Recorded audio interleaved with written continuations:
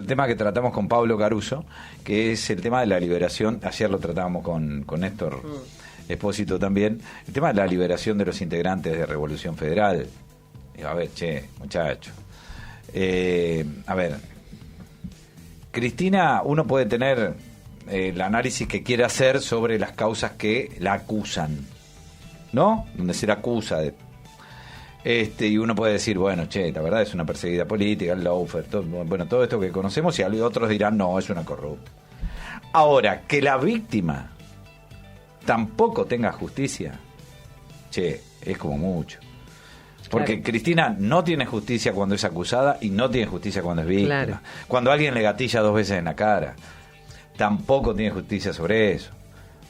Digo, a ver, ¿qué quieren hacer? Que 2 perejiles terminen condenados y al poco tiempo tengan una reducción de pena por buen comportamiento y todo se acabó ahí. Le están diciendo a la jueza cerrá. Digo, bueno, vamos a hablar con Carlos Rosansky, que es ex juez de la Cámara Federal y expresidente del Tribunal Oral en lo Criminal Federal número 1 de La Plata. Hola Carlos, aquí estamos con Vero Albanese y Fabián Bimber. Fernando Alonso te habla en la 990, gracias por atendernos. Hola Fernando, ¿cómo están ustedes? Un placer para mí. Aquí estamos. Es como grotesco ya, ¿no? Es como mucho, digo, porque recién decíamos, ¿no? Cristina parece que no tiene, no hay justicia cuando es acusada, donde cada uno tendrá su opinión después, independientemente de lo que digan los fallos, pero cuando es víctima tampoco. Es complicado, ¿no? Sí, yo te diría, es trágico, es verdaderamente trágico porque esos 2 extremos que vos marcás, que son absolutamente lógicos, porque es el objetivo de esta gente. El problema es, para mí, la tragedia aumenta cuando un sector del propio Poder Judicial, que es el que está actuando, integra una organización criminal, que es lo que está pasando. ¡Opa! Y sí, Fernando, yo lo vengo diciendo en esas palabras porque me hago cargo, por supuesto, como corresponde. Hay un sector del Poder Judicial, dentro de especialmente la Justicia Federal, que vienen realizando acciones que son absolutamente ilegales. Pero esto es una verdad que todos conocemos, lo que pasa es que no siempre se le pone la palabra adecuada por distintas razones que yo respeto. Pero la realidad es que es una organización criminal, ellos están garantizando al día de hoy la impunidad para los que saquearon el país y al mismo tiempo están persiguiendo, como vos bien explicabas, de una manera absolutamente ilegal. Entonces, si no se hace algo, a mí me preocupa muchísimo porque, insisto, es una tragedia, por supuesto el atentado está en el vértice de esa tragedia, pero no termina ahí, te aviso. Yo, con relación a la justicia o a este poder judicial o a estos jueces, yo veo que el poder político se quedó sin herramientas, que no hay, que la Constitución no prevé esto.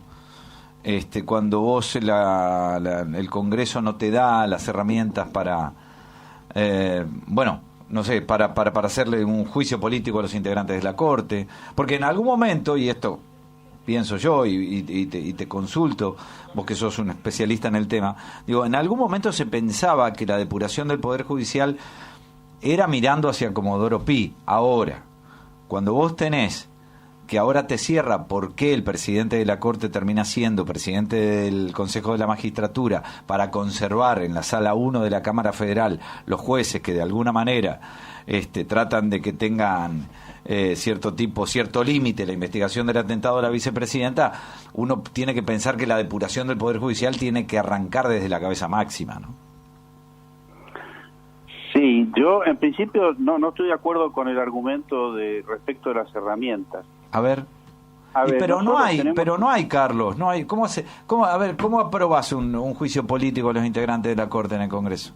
No, pero ahí hay que hacer una diferenciación de tiempos. El juicio político en todo caso es un resultado, pero vos nunca lo vas a tener si no lo pedís. ¿Se entiende, Fernando? Sí. Bueno, entonces creo que tenemos que empezar a discutir esa cuestión, porque con el argumento de que no se tienen las mayorías necesarias, etcétera, ni siquiera se hacen las denuncias que hay que hacer. A mí eso me preocupa mucho. Sí. porque entonces se desalienta cualquier intento.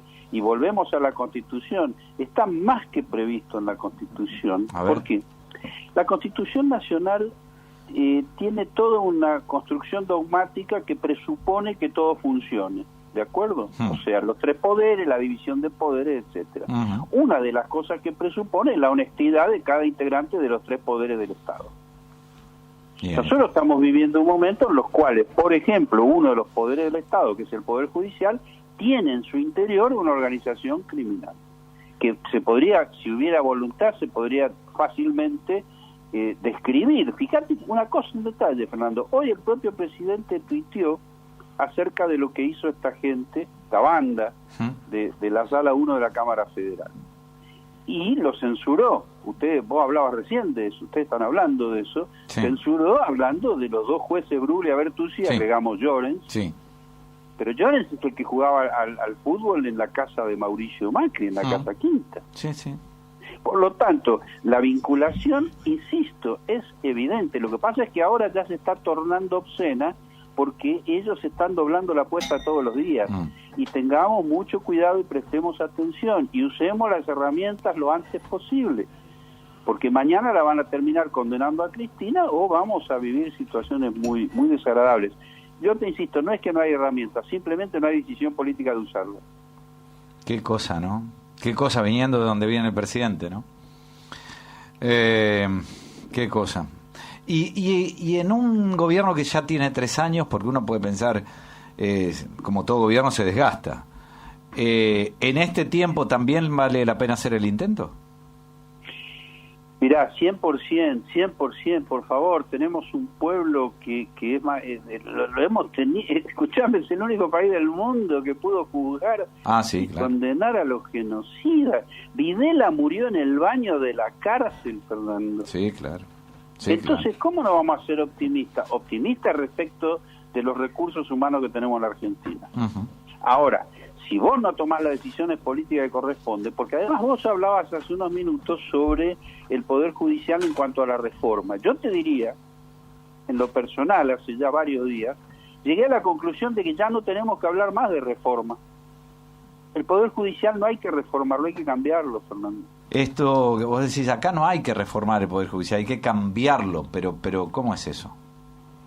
No, bueno, no podemos desarrollar así recetas para un cambio de eso. Yo lo que decía es que, primero, la reforma judicial no hubo siquiera intención de hacerla. Totalmente. Aclarémoslo. Totalmente. Aclarémoslo. En segundo lugar, el sector corrupto del Poder Judicial tiene una vinculación y forma parte del poder real a un nivel que ya no lo podés revertir cambiando una persona. Vos pensás que Stornelli, procesado, un delincuente importante de nuestro país, está en su despacho. Totalmente, sí. Y en ese sentido los vínculos con la jueza que está investigando el atentado son mayúsculos. El fiscal que está investigando el atentado le imputó a Cristina en el año 2018, le imputó 913 delitos. Entonces, estamos hablando verdaderamente de gente muy peligrosa porque ese fiscal es el presidente de la Asociación de Fiscales, ¿se entiende? Che, qué bárbaro, qué datos. Y el sicario de Mauricio Macri en el Consejo de la Magistratura durante su gobierno es Juan Bautista Maíquez, no solo actual jefe de fiscales de la Ciudad de Buenos Aires, sino además el presidente de la Asociación Internacional de Fiscales que reúne 350.000 fiscales, Fernando. Entonces, la presencia de la derecha, del neofascismo, en este caso dentro del Poder Judicial, nos pone en una situación muy delicada porque vos pensás el desastre que han hecho en Brasil en su momento, con un Sergio Moro, un juez y un fiscal, que te dieron vuelta a un país y subió a la presidencia un neofascista, y lo hicieron con un fiscal y un juez, metieron preso a Lula, lo condenaron. Sí, claro. Y nosotros tenemos muchos Sergio Moro en nuestro país.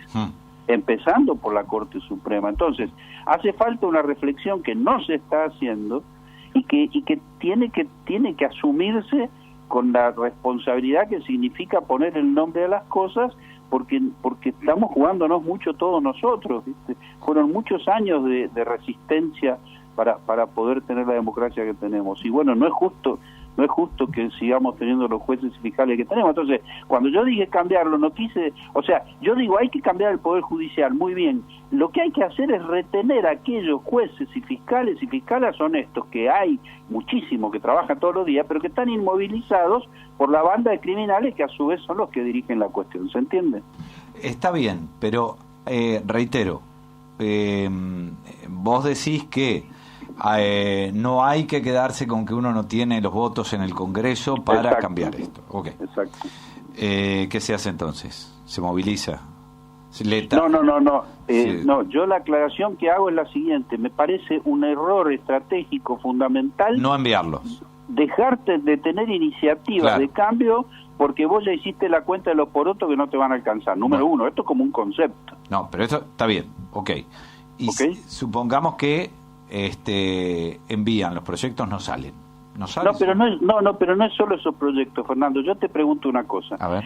Estoy mirando ahora en la pantalla de televisión, está mostrando el tuit del presidente de la Nación. Sí. Si analizamos ese tuit que está mostrando Víctor Hugo, sí, se ve claramente que su crítica, si interpretás la crítica que hace a los jueces Bruglia y Bertuzzi, te vas a dar cuenta que están cometiendo delitos. Pero no hay duda. Pero y entonces, perdóname, pero denunciar esos hechos no es opcional para los funcionarios, es obligatorio, Fernando.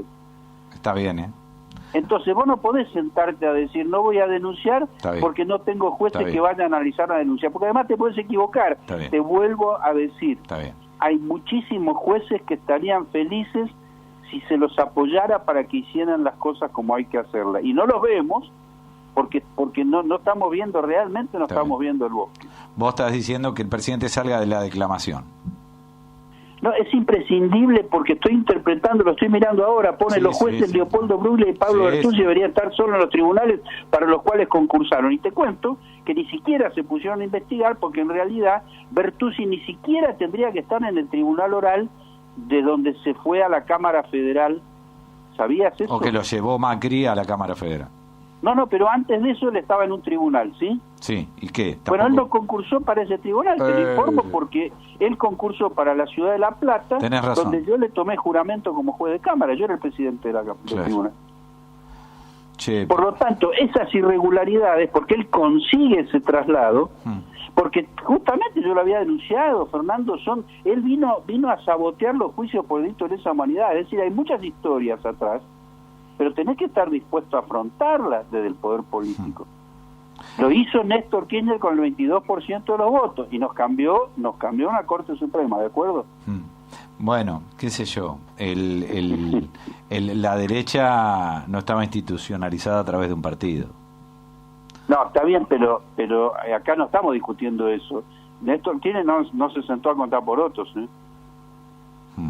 No. Le pidió el juicio político. Sí. Ahora, yo no entiendo. Esta Corte Suprema, que realmente ha cruzado todos los límites posibles, no solo jurídicos, sino éticos y morales. Y resulta que el juicio político se lo tiene que pedir el ciudadano. Se lo he pedido yo, te aviso, perdón la autorreferencia, lo hemos pedido con Lucila Larrandar, con Raúl Zaffaroni le hemos pedido. Pero viste que no dejan de avanzar porque ahora Casal, ese también es otro error, que esté Casal ahí, teniendo los votos en el Senado, también hay una inacción donde se cuela la interna del gobierno, pero bueno. Casal quiere abrir una causa absurda como la de el dólar futuro, donde fueron sobreseídos Cristina y Kicillof, y quiere reabrirla después de un sobreseimiento en algo que no casi debe ser la causa más absurda que tiene Cristina alrededor de ella. Claro, lo que sucede es que, como hablábamos antes, no solo la Constitución Nacional, sino que todo el sistema jurídico que deriva de la Constitución presupone funcionarios honestos, para eso está diagramado, pero también tiene remedio para los deshonestos. Cuando vos tenés un hombre como Casal que está en un cargo donde no debería estar, yo te pregunto con dolor, ¿no tuvimos tiempo, 3 años, para poder volver a poner en su cargo a la doctora Gil Carbó? Que fue víctima de extorsión, me consta personalmente, fue víctima de extorsión. Y creo que el trámite hubiese sido más sencillo porque ella ya tenía la aprobación del Senado. Pero no tenga ninguna duda, lo que pasa es que requiere decisiones políticas que no se toman. Y la verdad que es un dolor porque después pagamos todos por eso. Y estamos en un momento en el cual vos contabas lo del Casal, de reflotar algo imposible, y lo estamos viviendo. El juicio por vialidad, por favor, por la obra pública. Sí, claro. Sí, una cosa que claro, realmente es de una vergüenza para un país como la República Argentina, con la gente que tiene brillante en derecho, y tenemos que estar mirando al fiscal Luciani y al presidente del tribunal tomando mate del Liverpool. ¿Pero vos te das cuenta? No, terrible. No, y un perito diciendo que los cuadernos se escribieron de un tirón. Y bueno, ¿y qué se hizo? Por favor, decime qué se hizo oficialmente contra todo eso. Nada.